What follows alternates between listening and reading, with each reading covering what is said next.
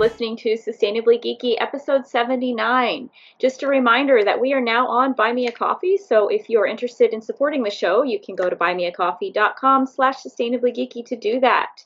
And now I'm excited to introduce our guest for this evening.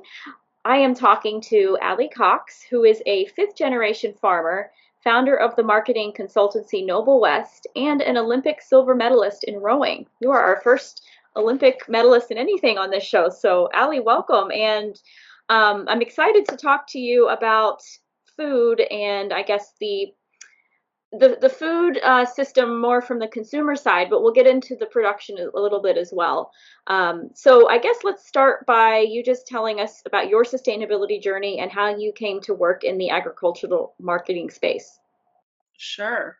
Well, thanks for having me on. This is an awesome podcast, and it's really a privilege to be here. I'm calling in from California, in the Central California, where a lot of our food is grown. And my sustainability journey, so I'm a fifth generation farmer on both sides. So my journey, I would say right now is, sustainability means a lot of things. And one part of sustainability is that our family's been able to be sustainable for the last 5 generations of farming as stewards of the land. So obviously there's just a lot of pride there. And I think something that I've always, as a child, just seen like stewardship happen on a day-to-day basis and been part of that. And now I would say if you fast forward to where Noble West is in our journey as an agriculture and food ingredient marketing agency, is really helping clients who are very proactively focusing on a more sustainable way to farm communicate effectively to consumers. So I always say we need to make sure that farmers are fairly compensated for the work they're doing, whether it's regenerative or organic or even really more sustainable conventional farming, which I can be a little confrontational and I'm happy to debate. And to also like providing information to consumers so that they can have the information they need in order to make decisions that from a food perspective align with their values. And I think that that's where just really great marketing and advertising is essential to communicate that. And the difference between kind of a farmer ROI and a consumer just desire is really humongous. And the reason why is because farmers are compensated based on yield, so how much they can grow per acre. And that doesn't typically align with what consumers want. So we are definitely in that middle ground, kind of helping to tell the story. Sorry, there's a siren, of course, as soon as I unmute. Um, Yeah, so your website states that Noble West is a collective of strategic and creative change makers seeking to support and positively impact the food system. Can you Mhm. expand on that and how you're doing that? Sure. I would say that how we're really doing that in a day-to-day basis is working with our clients who are all part of the food system, many of whom are ag technology companies or they are farmers who want to do better in the world. And so that's where we really only, I would say at this point, Noble West has become, or like just in an organic way too, just really become more of a mission driven business. And I think the reason why I get the most proud about saying that is because I have heard that it's not because I said we are, it's because our employees say we are. And that to me makes me even more proud. So it's really for us about um, working and giving voice and strategy and support and tools to those who are in the food system who just want to do better. And especially in California, where we do a ton of work here regionally and in Idaho, and um, there's a lot of amazing farming practices that are already happening that if they were just articulated better, I do believe that we'd be able to get a better return on investment for farmers. So you're kind of the go-between between the consumer and the farmer in a way, like you're helping to communicate their stories or their efforts and also educate Hmm. the broader Yeah. public, I guess. Yeah. For sure. Like, and that's happening through brand strategy, through campaign strategy, through social media, through content generation, through media planning, through like consumer friendly marketing. And I mean, I know that might seem a little like duh, of course, but it's really amazing how many farmers and grower packer shippers, frankly, globally, try to communicate with consumers in a way that is more kind of B2B. And it's our job to kind of unpack that and just make it more consumer friendly so that that way consumers can feel, frankly, either more proud or more comfortable or more kind of in the know about why food costs what it costs and where they are making purchasing decisions that align with their values. Yeah, I do want to talk about the cost of food and how that, I guess, has gotten to where it is. But first, can you start by just talking about the food production system and how it's changed over time? Obviously, modern agricultural practices have a lot more technology, big machinery, and inputs. But can you talk about, yeah, the kind of the changes that you've seen even in your family's farming, and then the pros and cons of our current system? Yeah, I mean, uh, I I cannot believe the amount of like misunderstood information that is out there about farming today. And I was actually talking with a friend of mine whose family owns the largest stone fruit growing grower packer shipper. So I think peaches, apricots, um, nectarines, pluots, and the fact that, like, I just don't think that the messaging of family farmed or family grown, like, when you're talking about food at scale, I just actually don't even think that that's a positive anymore. Like, I think there's so much skepticism in our food industry now. There's so much information that is not understood. Clearly, we know global, I mean, inflation for food is absolutely skyrocketing. I was just at the grocery store here in California yesterday, and 12 a dozen eggs were $18. And like those, and that's because of the avian flu, and that's because there's disease, and that's because inflation and just a whole bunch of stuff. And I feel like the access to honest information is far and few between. And I think partly it's because the agriculture industry is scared to tell the real honest story about what it takes to grow food. Like my family are almond farmers, and I cannot tell you the amount of times like we feel like we have to apologize for using water. Like that is part of growing any kind of food or even humans or mammal. I mean, and that's water is an essential, is essential. So I think that it's one of those things where if you are somebody, and I think I'm sure a lot of the listeners to this podcast, if you're somebody who is very sustainably minded and cares deeply about where your dollars go, the most important thing you can do is eat a seasonal diet, and you need to really be like consuming food that is grown within at least 200 miles of your home. That's the bottom line, which means that sure, are you going to be eating, for most people, does that mean you're going to be eating salads year round? No, it doesn't. Unless you live near a vertically integrated indoor farming, right? Like a farming, a farm, like this warehouse grown.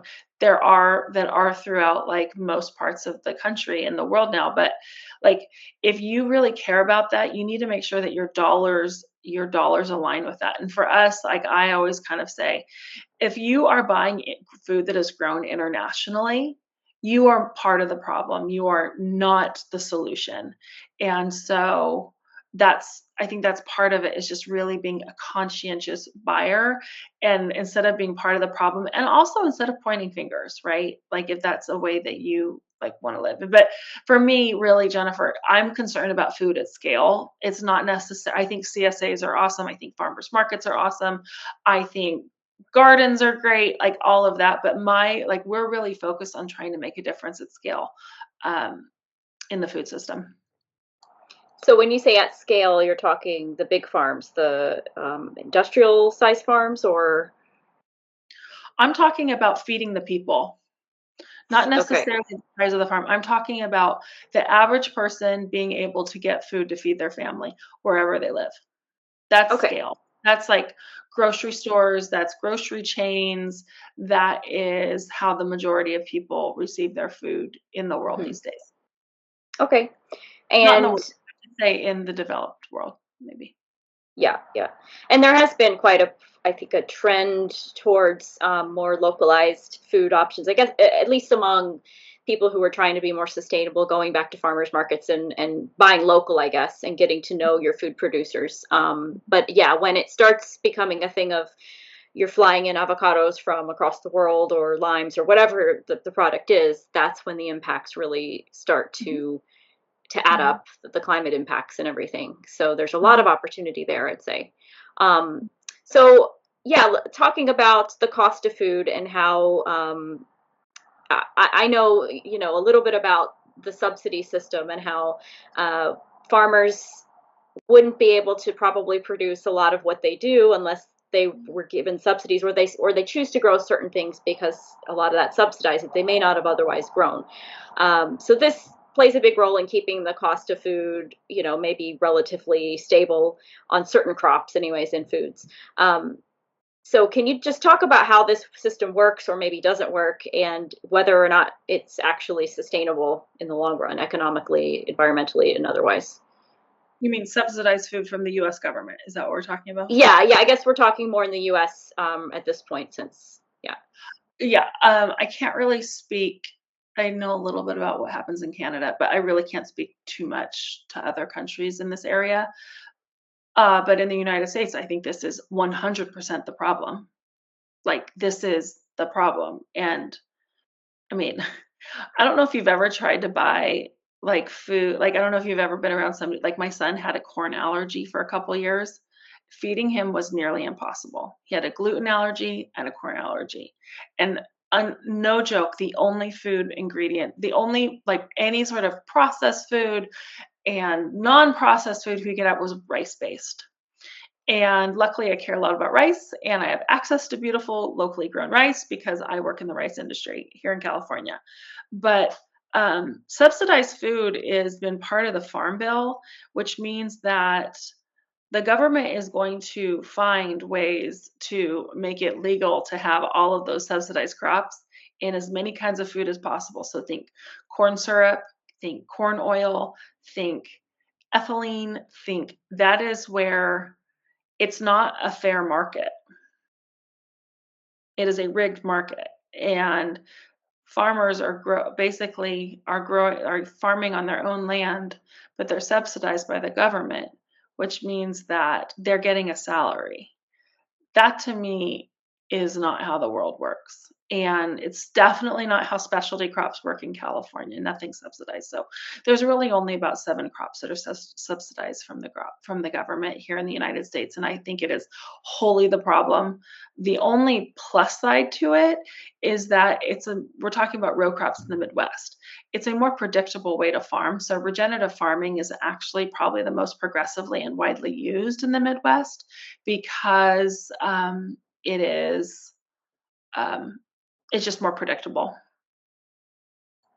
Yeah, and I guess part of the problem with the subsidies as well is that they encourage monocrops, right? Like you only grow this one crop, which then can lead to issues in the soil as well as like if it gets sick or catches virus or whatever, infects it, then your whole crop's gone. Like you've only got one thing that you're kind of invested in and yeah, and then like you said, we're inventing markets to use these crops in that do we need corn and everything? I don't know that high fructose corn syrup is as prevalent around the world as it is in the US. Well, that's why our food is just awful. But the real problem is there's something you missed in your story, which is like if there's disease, then chemicals are used on it to fight the disease quickly. So if it's that means that like that's why organic farming is minuscule in the Midwest. So there's just not the crop for it. But yeah, I mean the other part of the issue is like large industrial brands finding ways for crop rotation. So there has been some innovation in this, particularly with like yellow peas, nitrogen fixing crops. So if you've got two growing cycles of wheat, then they need to put, if they're not going to be utilizing chemicals to adding adding nitrogen to the soil with chemicals, then they need to be doing some sort of crop rotation. Now, the problem is most farmers cannot afford to go without an income for their third rotation, and it is very hard to find a market for that crop rotation. So, the brands that are innovating to support more, and there are some, so I don't want to just be a Debbie Downer here. There are some, I think Annie's is a really great example of adding yellow pea protein to a lot of their mac and cheeses. But like that's where you really have to be a very, very astute consumer. And honestly, I think that people who are buying boxed mac and cheese, that's probably not their MO, right? Like we're really probably talking about like the the burden typically falls on working moms, let's be honest. And women make up like 85% of all consumer choices in our home. So that's where it's sort of like it's really essential that we have strong marketing that really tells these stories if we actually want to make a change. Which circles Yeah. back to my whole purpose of being. Yeah, it's no small task, and I can see how it can be kind of overwhelming because there's just so many things to try to get out there. And yeah, I guess my thought also with the whole the cost of food you were talking about at the beginning, these subsidies can probably make them artificially lower than maybe farmers might otherwise make, or am I misunderstanding? Like could farmers actually make more money if they weren't getting subsidized, if they were setting their own price, or is that just wishful thinking? Like would consumers be used to paying more, I guess, and actually paying what the crops are worth? Well, the farmer, I think we're missing a huge middle step here, in that most farmers do not own their own mills. They don't own their own Mm, processing plants. They don't actually have access to do anything with the crop that they grow. They are completely price takers from their processing mill. And that's where the processing mill needs to have enough information to tell their stories properly so that they're not just beholden to what a broker tells them the price is going to be. okay, so they're kind of at the mercy of the buyer and powers It's that be. Yeah. very, very, very complicated. Yeah. So again, it's super simple. That's what kind of goes back to my first thing we were talking about. If you're somebody that has the financial means to shop locally, to garden, to support a CSA, to support an urban garden, to do all these things, that is absolutely the most sustainable. But in the meantime, there needs to be strong. Uh, I guess in the meantime, there needs to be strong moves to make like kind of this middle part of the story much more articulate, and then also support it.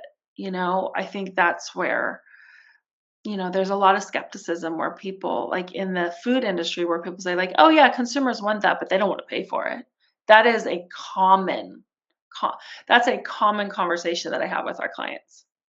Mm, Like, yeah. prove to me that they actually will pay more for a regenerative, organically grown almond than a conventional almond. They cost 3 times more. Mm. Yeah, lots to think about. I know. um, well, let's talk about food waste, which is also a huge problem in the food system, both before and after it reaches the consumer. Mhm, How is the food industry working to reduce this waste on the production side? Obviously, there's a lot consumers can do once it gets to their house, but mhm.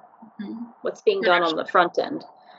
I think probably the biggest moves that are being made are in upcycled fruit.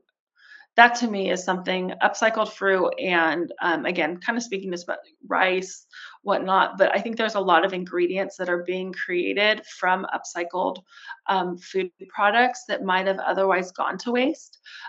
There's also something that we work very closely in, which is called food loss. Food loss is food that's actually not harvested because it's somehow imperfect. Um, European, Asian, hmm, sort of Asian, really African, Middle Eastern countries do such a better job of utilizing imperfect fruit. So if you go to a grocery store in Europe, all the fruit actually looks very natural versus in the United States, everything looks exactly the same because that's what an American consumer wants. So what happens to all of the other grade outs because they're just imperfect? That's something we've been working on, and we're working with a client of ours that is taking the imperfect fruit and utilizing it for juice, utilizing it for essences, purees, oils. But I think that's probably the most innovation that has been happening, is really like understanding what to do with your food, like your byproduct. So again, just kind of talking about almonds because that's I know a lot about almonds is byproduct use is humongous. It's used like shells and holes are used in roads, they're used in paving, they're used for oils, they're used for feed. I mean, none of it goes to waste. But consumers don't know that. And I feel like if they did know that, they might feel better about eating the dang almond, but that's something that they don't always have access to. Yeah, I am so encouraged hearing that because you just hear the negative, like Yeah. all this food gets left on the field because it's not pretty, or the byproducts get wasted. And I've also heard stories about people making products with fruit leather out of like the skins of Mhm. or the peels of fruits or different things. So I think that kind of innovative stuff is really cool and could really make a difference in the waste as well as consumer, Yeah, demand. and I think there's also I want to just kind of speak on a positive note. I do feel like there's some moves that are happening in fashion right now that are really interesting. Like Stella McCartney just did a deal with Veuve Clicquot where they took the byproduct tannins and they made a leather purse in it out of it. Like there's some interesting things that are happening. So I just hope that that continues. But again, it all goes back to like the values. Like, are people going to pay for it because their values? Like what they say they want and what they want. Like it's like we really do have to put our money where our mouth is over and over again on a daily basis. So And how much of that is just making things not as easily available, like don't have the bad stuff as able to get, or what am I trying to say? I guess regulation making it harder to get the things that are produced in a less sustainable way, you know what I mean? And then consumers kind of have to get things or pay whatever the price is. Does that make sense? yeah, I mean, I think there's a long. I mean, I don't know if regulation is going to help anything, but I think that the only thing that's really going to help is if consumers demand what they want, Hmm. and that happens through kind of the economics, in my opinion. Um, is that it, it's really, and it can't just be the cheapest because Hmm. people really just buy the cheapest based on based on when it gets tough. Is this what are you gonna skimp on try to make the cheaper choice when it comes to food, or are you going to change your car? Like, I mean, those are where it's sort of like I feel like the decisions need to be made. I don't know if regulation is going to be helpful because the there's already a lot of regulation. I think probably over-regulation of food safety is what created this whole disaster in the first place in the United States. Well, so talking about things that consumers can do as they're looking at all the options out there, we're often overwhelmed with options, especially in the United States. Um, what are some things that consumers can look for, try to avoid, and kind of demand, like you said, to make sure that we are supporting sustainable, healthy food production? I know you've given a few examples, but just Mhm. I don't know if there's anything else maybe you haven't mentioned that we can do.